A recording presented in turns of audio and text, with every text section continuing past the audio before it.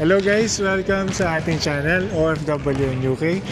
Ako nga pala si Michael and today, mag-interview tayo ng mga friends natin dito sa UK to share their experience, ano yung mga naranasan nila and ano yung may advice nila if you are planning to go abroad. If you're interested in this topic, please keep on watching.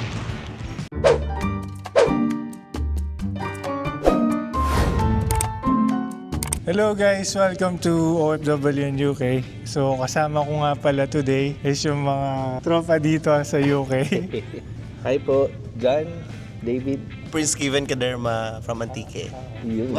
Saan kayo nagtatrabaho pala? Sa UHP sa Estover Remote Dialysis Unit. Bilang isang Dialysis nurse. dialysis nurse. And I'm a nurse in cardiothoracic.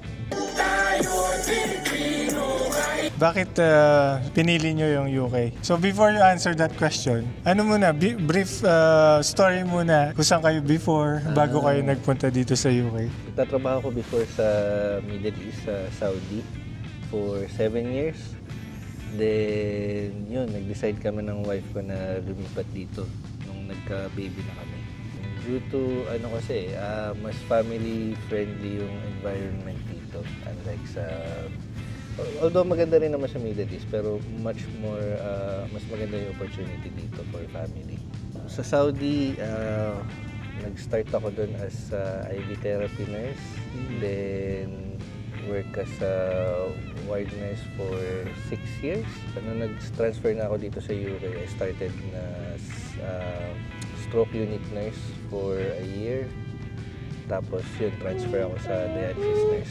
Straight from the Philippines. Tapos I'm a nurse there sa ward, medical ward, public hospital. And then when we arrive here, magkasama kami tatlo stroke unit stroke nurse. And then nag-change ako sa intensive care unit, cardiothoracic up until now. What made you decide to go here in the UK? Actually, it's not my plan. It's my sister's plan. However, yung mostly na mga graduates na mga kabatch ko, either US or UK. And then when I compare it, it's easier to come here in UK rather than to go to America. Although, the salary is bigger there, but the process is going to UK is quicker. Parang iba yun, friends ha? Kami, yun din. Choice kasi din namin nun is either US or UK. Pero we ended up here kasi nung time na yun, mas maraming opportunity sa UK. And iniisip din namin since may baby na kami, if ever, mas madali mag-process, mag-sort ng childcare dito if ever. Which is totoo naman, pagdating naman namin dito, hindi naman din kami gano'n nahirapan pagdating sa childcare. Unlike kasi dun sa before kong pinapasukan sa Middle East, pahirapan din ang schedule namin ni Mrs. So, lalo na ngayon, dalawa na yung babies namin. So, mas okay, mas worth it naman kami. I mean, tingin ko naman mas stable naman kami dito. Ano yung greatest challenges na na-experience mo going here in the UK? Yun din, yung sa family, sa childcare din. Siyempre, adjustment period. Then, pagdating naman sa work, malaki naman din yung naitulong na nag-work ako before sa Middle East. Kumbaga pagdating naman din namin dito,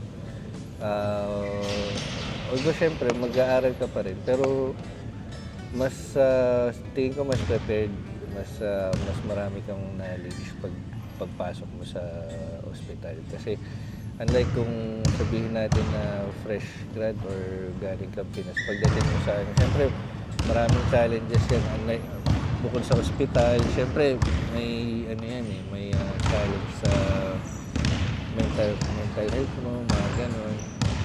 Maraming adjustment. Pero since yun nga, galing na kaming Middle East, parang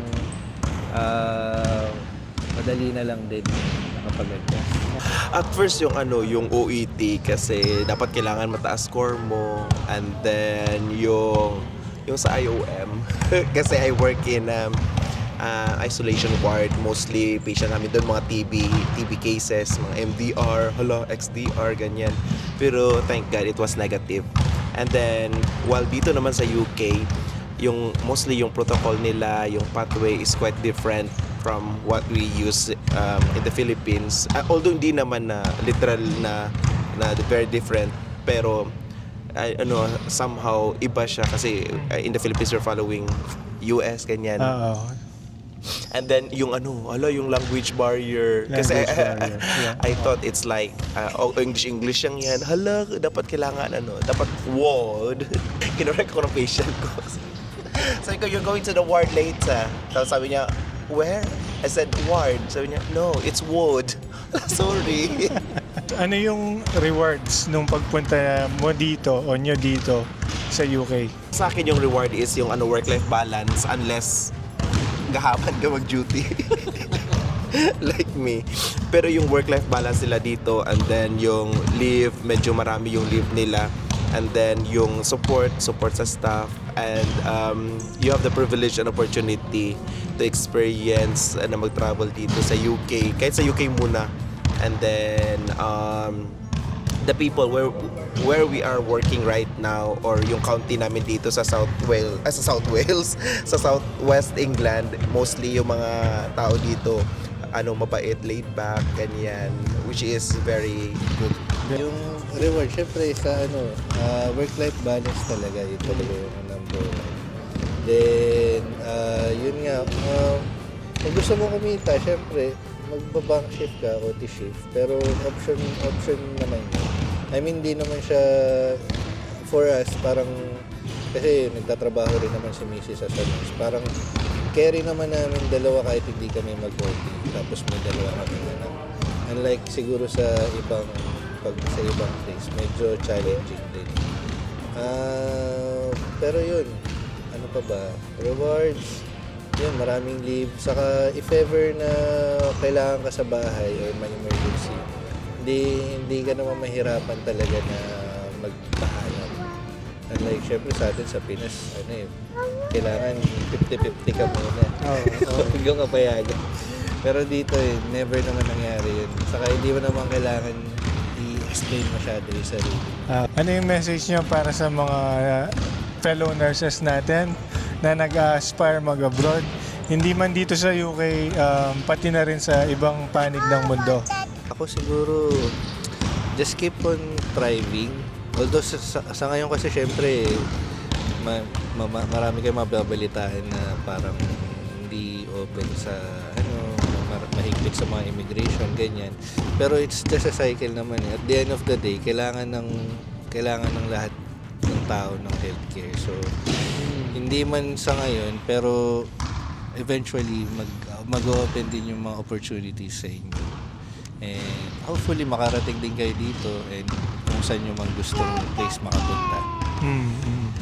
And kung gusto rin naman magstay sa Pinas, rin naman yun hindi naman namin dinadown yun. Kumbaga option mo rin yun, syempre. Kumbaga rin yun, as long as masaya ka sa ginagawa mo, yun naman yung importante. Masaya kang nagnanurse. Yun yung parang pinaka-reward. Yun yung sabi ko when they interviewed me is like, spread your wings. Hindi, don't limit yourself. Although sometimes you are happy and contented sa Pinas kayo, but we all know that working in the Philippines is more on politics, and then it's quite hard. Although you are happy, it's quite hard. They pay you less, they appreciate you less. So if those things holding you back, I think it's time for you to leave the country. And then what I appreciate here is that international ka dito, pero you work here as permanent, oo. Tapos, naalala ko dati while I was in the Philippines, lang ako, contractual, ganyan. Tapos, every December, you need to wait if you will be, if mag-continue ka ng work next year, ganyan. Walang security ba? And then, it's more on politics. While here in UK, they will give you either 3 years, 2 years, and then, after that, you can choose your own. Tapos, while you're still young, go abroad. And then once you're here, be open-minded, be willing to learn. kahit alam mo na, just tell them, show us how to do this kasi malay natin iba, they do it here differently. You need to stay humble and grounded. Tapos you enjoy everything, and then if you are in doubt, just ask. Tapos if you don't know how to do this, just tell them, I'm not confident to do this, and then I'm happy to observe. Parang ganyan, be humble and ganyan. Alright guys, if you find this video interesting, don't forget to like, share, and subscribe. Kita-kita po tayo ulit dito sa ating channel, OFW in UK.